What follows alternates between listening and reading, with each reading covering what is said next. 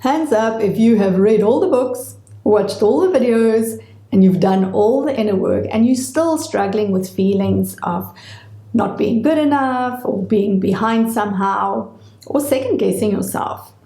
Let me just say that you haven't been doing it wrong. And in this video, I want to share with you 2 reasons why you may still be struggling with low self-esteem despite your best efforts. And I'm also going to share with you how you can finally crack that confidence code. So the 2 reasons why you may still be struggling is 1, you're attaching your worth to external sources, and 2, your core wounds are leading to limiting beliefs. So let's talk for a moment about self-worth and how we attach our worth to external sources. We're looking for external sources to validate us. We're looking for others to tell us that we are okay. And we live in a society that has conditioned and teaches us even to this day that our worth is attached to something outside of ourselves. So our worth is attached to how much money we earn, or to what neighborhood we live in, or to what car we drive, or to how successful we are in our career, or how beautiful we are. So there's a whole industry that's geared to telling us that the more we have to show on the outside, the more worthy it makes us as human beings. It's not only our society that teaches this to us, but also in our family systems, our parents, and this is because it was taught to them through their parents. Our parents also often praise us and promote us on our external achievements, which can lead us to believe that I need to produce, I need to deliver, and my value is attached to something outside of myself.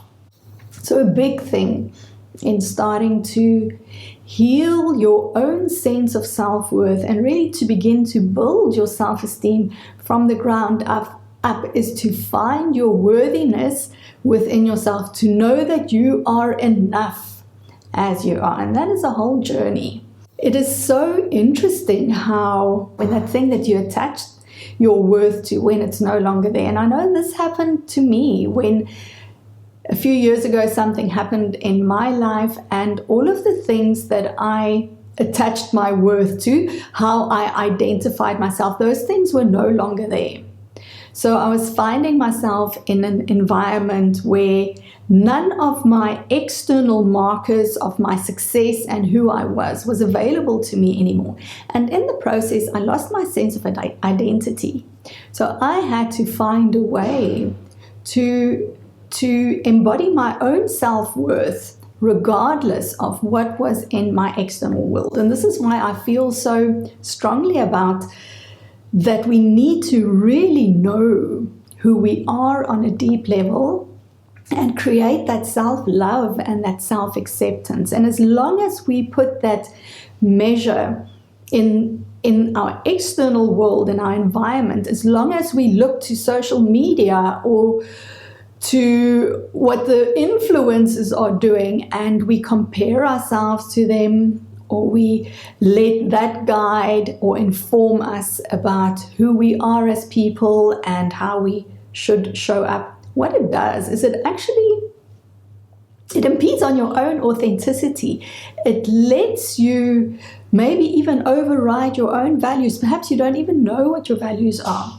So part of how we begin to get that internal validation of our own worth, so we can build our self-esteem, is to know what our own values are and to begin to align our life and our choices and our actions with those values, instead of trying to align our choices and who we are being to and picture that we have externally of what we think success or worthiness or value looks like. And something which is especially detrimental to us as women, and again I'm speaking from my own personal experience, is when we attach our worth to external sources like our productivity or our output. Inevitably, what tends to happen is we put our own self-care and our own needs on the back burner. And also from a feminine embodiment perspective, what we also do is we put our own pleasure on the back burner. So this is something that I speak of in many of my videos. And again, I just want to quantify that. And I'm not only speaking here of sexual pleasure, although that can be a part of that, but really our experience of pleasure in our everyday life, the amount of enjoyment and joy that we get simply from being alive in this world. And here's the thing, if you are in survival mode, if you are constantly pushing, comparing, trying to do better, trying to do harder, there's no rest or space built into that way of being which allows you to tap into your pleasure. So if this is true for you and you recognize that you are in survival mode, do this little practice for a week. Every day, tap into your 5 senses. Using your 5 senses is one of the easiest ways to really tap into your pleasure capacity and to start building your pleasure capacity, which is so important for us as women to feel alive and to feel radiant and juicy and confident. And you can do this very simply by the way that you drink your cup of coffee in the morning, in terms of the smell and the warmth as you go through your day, whether it's the food that you eat or on your way to work or when you get dressed, is really pause and notice the sensations that you're experiencing, the smells that you're experiencing, the feel of things and how they look.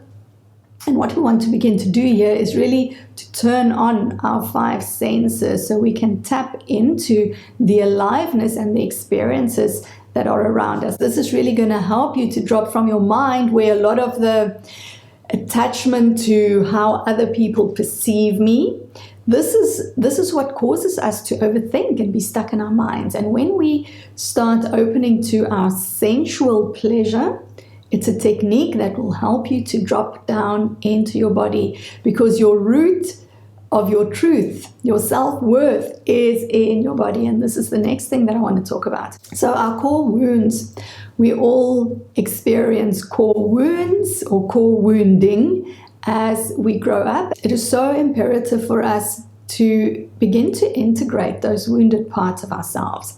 Now, I really see that there are only a few core wounds that we all share, and of course they manifest and show up in different ways. And these core wounds are really feelings of not being enough or being too much, feeling like there's something wrong with you, feeling that you are not lovable, and feeling that you need to be fixed. And what these core wounds do is they really permeate our entire being. They form part of that narrative, this world view, this perception that we have about ourselves. And our brains has the function of always proving us true. Your reticular activating system is always going to look for proof in the world to show that what you are thinking, feeling, and experiencing is true for you.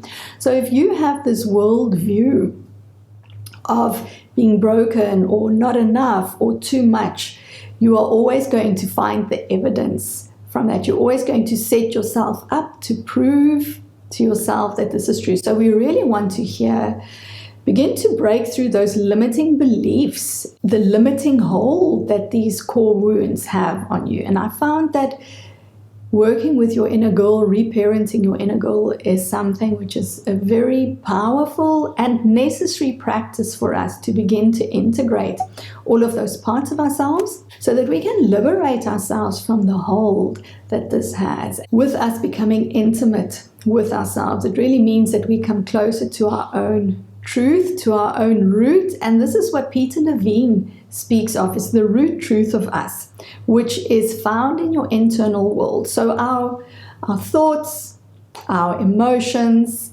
our physical body, and even our energy, those 4 planes, all of that can be experienced in our inner world. And in the world that we live in, so many of us are really skilled in doing mindset work and living from our mind. I also call it being skilled in our masculine energy. And we really now want to develop that skill of tapping into our feminine truth, into our feminine flow. And this really can be accessed through the body. So when we begin this journey towards self, we can really start to embody our own worthiness and embody our own enoughness. And now let me share with you how I believe you can finally crack the confidence code. So this is a model that I use, and these 4 C's need to be in place for us to finally crack that confidence code. Firstly, we need to commit. We need to commit to our own growth. We need to commit to having the courage to work through these core wounds and these limiting beliefs. We need to commit to challenging our own thoughts. It does take a level of courage to say, okay, this is not working for me. I'm now going to take full responsibility for all of the things that are not working, all of the things which are in my control to change or shift or transform. I'm committing to doing that. So this is always going to be the first step, is that wholehearted commitment. After the commitment comes connection, and this is literally connecting into the wisdom of your body. It's connecting into that inner world that I spoke of in the previous section. It's about connecting into that root truth of you. We need to feel safe to be ourselves. And when you feel safe enough to be yourself, when you feel safe enough to show who you are, then that leads to liberation. And so the 3rd C is to clear. And this is where we unlock the hooks, we unravel the tension, we let go of the stuckness and the blocks in our nervous system, in our subconscious minds that keep us attached to this old way of being. So clearing really gets rid of all of the gunk and the rubble and all of the things that you don't need anymore. And then this leads us into the final C, which is create. Often when we are stuck in a pattern, when we are coming from I am not enough or doubting yourself or second guessing yourself, when you come from this space, you have a very limited range of possibilities that you can see and that you can even imagine.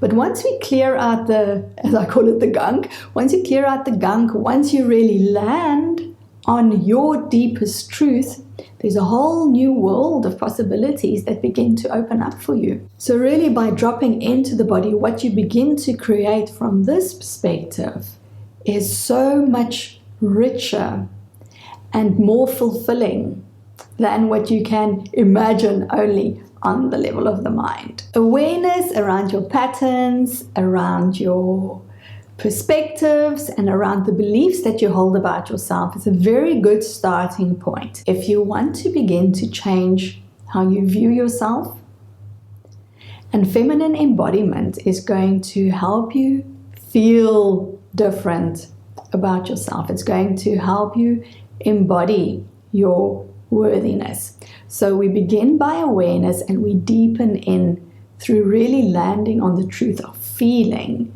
worthy and feeling enough. Now, if this sounds like something that you want to explore, I'm going to leave a link for you in the description below so you can set up a call with me to chat. And in the meantime, I'd love to hear how this video landed for you. So let me know any insights, any takeaways that you might have in the comments. I'd really love to read them. And that's all that I have for you this week. I'll see you in the next one. Bye.